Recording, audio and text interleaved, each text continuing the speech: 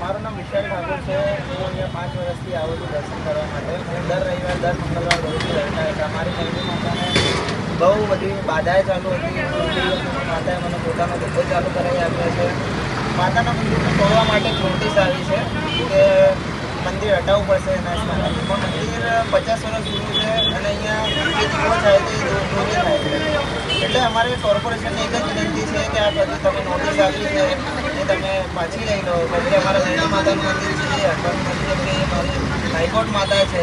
તમે supreme court હોય કોઈ પણ ખબર નહીં, અમારી નંદી બેટી જે સૌથી મોટી હાઈકોર્ટ છે એટલે એમના એ ન્યાય કરશે, એ પરફેક્ટ કરશે, મેં માતાને વિનંતી કરી છે। ભુવાજી શું કહેશો, મહાનગરપાલિકાએ સુપ્રીમ કોર્ટને આગળ ધરી અને એક નોટિસ મહાનગરપાલિકાએ અમદાવાદ શહેરના 1386 જેટલા મંદિરોને પાઠવી છે અને આગામી સમયમાં એ કંઈક પગલાં ભરે તે પહેલાં મા મેલડીને શું પ્રાર્થના કરશો? મા મેલડીને એક પ્રાર્થના છે કે મા સૌને સદબુદ્ધિ આપજે અને સારા કાર્ય કરાવજે। અને મા મેલડી તને એટલી વિનંતી કરીએ છીએ કે મા તારા વર્ષો જૂનું સ્થાનક છે, તારા અહીંયા હજારો માળી ભક્તો આવે છે, દરેકને તારી ઉપર શ્રદ્ધા છે, વિશ્વાસ છે અને તારા વિશ્વાસથી બધા આવે છે। તો મા મેલડી તારું મંદિર તારું સ્થાનક હટે નહીં અને મા તારા મંદિરની તારે જ રક્ષા કરવાની છે, તારે જ રખોપા કરવાના છે। મા અમે તો તારી સેવા પૂજા કરી અને મારે સેવા પૂજા કરીએ છીએ। મા વર્ષ દરમિયાન શું શું કાર્યક્રમો માતાજીના પ્રાંગણમાં કરવામાં આવે છે? અહીંયા હર વર્ષે મા મેલડીનો પાટોત્સવ કરવામાં આવે છે। ધામધૂમથી અમે પાટોત્સવ ઉજવીએ છીએ, શોભાયાત્રા કરીએ છીએ, માતાજીને અહીંયા નવરા ગરબા કરીએ છીએ, ભંડારો કરીએ છીએ, અહીંયા અસંખ્ય માણસનો ભંડારો કરીએ છીએ। અહીં હર વર્ષે અમારે નવરાત્રિની અંદર 10 દાડા માતાજીના ગરબા થાય છે, પ્રસાદનું આયોજન રાખવામાં આવે છે અને આડે દાડે નાની છોકરીઓના વરસ જાગરણ ને એવું બધું આવતું હોય એ નિમિત્તે મા મેલડીને નિમિત્તે પ્રસાદી અને બધું અમે વિતરણ કરતા હોઈએ છીએ। અને અમારા તરફથી જે નાના છોકરાઓ હોય, જે નિરાધાર છોકરાઓ હોય એ લોકોને ચોપડા વિતરણ ને એવા કાર્યક્રમ પણ કરતા આવીએ છીએ। અને જે વિધવા કે એવા હોય એ લોકોને અમારા તરફથી અમે અહીંથી અમુક જેટલી બને એવી સહાય પણ કરીએ છીએ। આમ તો ભારત વર્ષમાં યુગોથી આપણે રાજાઓ હોય કે કોઈ પણ આપણે સત્તા પર આવતા હોય એ તમામ લોકો મંદિરો બંધાવે છે। ઇતિહાસમાં ક્યાંય એવું નથી જોયું કે વર્તમાન રાજાઓ કે એમના સત્તાધિકારીઓએ ક્યાંક મંદિર દૂર કર્યું હોય, પરંતુ અત્યારે ક્યાંક ને ક્યાંક આપણે રસ્તાને લઈને તંત્ર આપણે કોર્ટ દ્વારા મંદિરો દૂર કરવાની વાત કરી રહી છે, લોકોની આસ્થાને ઠેસ પહોંચી રહી છે। કેવી રીતે આ મંદિર સાથે તમારી અને ભક્તોની આસ્થા જોડાયેલી છે? અમારે બહુ જ આસ્થા જોડાયેલી છે। માના એટલા પરચા છે, જેટલા ગણીએ એટલા ઓછા છે। મા મેલડી હાજરા હજુર લીલા લીમડે સ્થાનક થયું છે અને બેઠેલી છે, અહીંયા કોઈ બેસાડી નથી। આ મેલડી સ્વયંભૂ પ્રગટ થયેલા માતાજી છે અહીંયા આગળ અને માના હજારો પરચા છે અને અહીંયા આસ્થાનું સ્થાન છે। રવિવાર મંગળવાર અહીંયા હજારો ભાવિ ભક્તો આવે છે, લોકો ક્યાં ક્યાંથી ચાલતા આવે છે, ઉઘાડા પગે આવે છે, માની હજારો માનતા રાખે છે અને મા મેલડી સૌની મનોકામના પૂર્ણ કરે છે।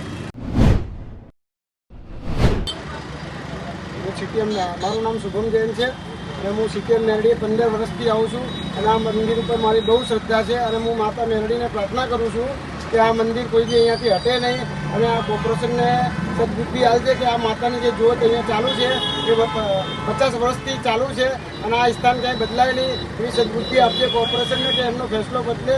અને સુપ્રીમ કોર્ટને એવી માતાને પ્રાર્થના કરું છું કે સુપ્રીમ કોર્ટ એમનો ફેસલો બદલે અને બધા આખા હિન્દુ રાષ્ટ્રના જેટલા બી મંદિરો છે એ મંદિરોને ના તોડે એવી હું મેલડી માને પ્રાર્થના કરું છું। નામની પરિચય આપો. મારું નામ વિજય રસિકભાઈ પંચાલ, મારું રહેવાનું વસ્ત્રાલ. અમદાવાદની અંદર નેશનલ હાઈવે નંબર 8 ટીએમ ખાતે મેરડી માતાનું મંદિર આવેલ છે. ત્યાં આગળ લગભગ આ મંદિર 35 થી 50 વર્ષ જૂનું મંદિર. અહીંયાના લોકોને ખૂબ જ આ મંદિર ઉપર આસ્થા છે. અહીંયા લગભગ ભારતમાંથી અને આખા ગુજરાત બહારથી પણ ઘણા લોકો શ્રદ્ધાળુઓ માતાજીના દર્શન માટે આવે છે. અને આ મંદિરે અમે દર વર્ષે વાર્ષિક અહીંયા ઉત્સવો કરીએ છીએ બધા. અને અમારા મંદિરના ટ્રસ્ટ તરફથી અમે જે બાળકો ભણતા હોય છે એની અંદર ચોપડાનું વિતરણ એ બધું કાર્યક્રમ અમે કરીએ છીએ. પછી અમારી ભવિષ્યની અંદર અહીંયા સાર્વજનિક સમૂહ લગ્નોત્સવ કરવાની પણ અમારી બધાની તૈયારી છે. પણ અત્યારે જ્યારે અમદાવાદ મ્યુનિસિપલ કોર્પોરેશન તરફથી આ મંદિરને તોડવા માટેની નોટિસ આપવામાં આવી, બરોબર છે, અમને તંત્રને હાલની અંદર એ જ રજૂઆત કરવા માંગીએ છીએ કે આ મંદિર લગભગ 50 વર્ષ પુરાણું છે અને આની અંદર અમે સેવા કાર્યો કરીએ છીએ. તો એની અંદર અમે તંત્રને અત્યારે હાલ એક જ અપીલ કરવા માગીએ છીએ કે આ હિન્દુ આસ્થાનું એક મંદિર છે. તો અમે એમને અપીલ કરવા માગીએ છીએ કે આ અમારા મંદિરની જે હિન્દુ ધર્મના આપણે લોકો છે એમની લાગણી ના દુભાય એ રીતે આનું તોડવાનું કાર્ય છે એ જે હમણાં સ્થગિત કામ. આમ તો રાજાઓના સમયમાં ક્યારેય આપણે મંદિર તોડવાની ક્યાંય વાત કે ઉલ્લેખ ઇતિહાસમાં નથી.